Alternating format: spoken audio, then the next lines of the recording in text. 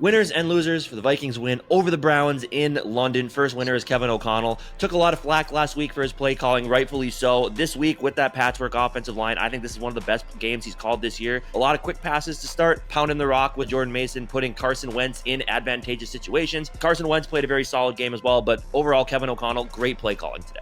Yeah, hey, I agree. I mean, big one for Kevin O'Connell in this one. Had time with his offensive line to come up with a game plan, and he executed in a way that I thought worked really well. And you already brought up Carson Wentz, and you got to give Carson Wentz a big W here. Yes, in my opinion, he was kind of up and down in this game. I mean, he was putting it on the line, though, ends up leaving right before half with a shoulder injury, comes back with a little sleeve over it, and ultimately puts us in position to win this game and throws a touchdown to Jordan Addison to win it after last week when he had a really bad drive against the Steelers in a similar situation. This time he bounces back and wins us the game when it matters the most. So big W for Carson Wentz. A big reason why we're going in this by 3-2. Absolutely. And Carson Wentz would not have been able to do what he did without that offensive line. Look, patchwork offensive line, 3 different starters this week, and a center that's never played an NFL center snap going up against the best defense with Myles Garrett on it. And Myles Garrett was pretty much a non-factor today. And that offensive line, you got to give them props. They held up really well against that defensive front. Dude, super surprising for them to do that well. The 3 backups, eventually 4 backups. So big W for them, like you said.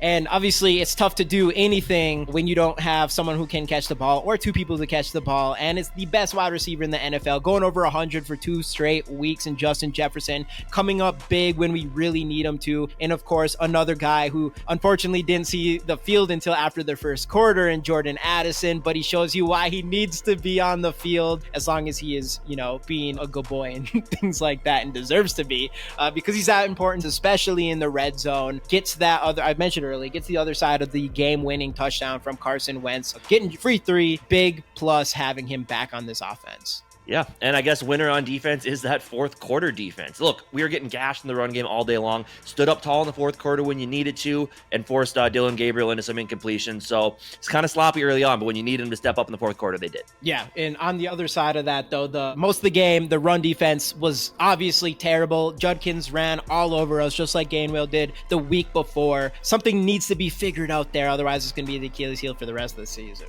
Yeah, and then our running backs, the 2 fumbles, can't be having those. Got to clean those turnovers up. But all of this is okay because the Vikings win 21-17, go into their bye week 3-2. Let us know your thoughts down below. Skull Vikes.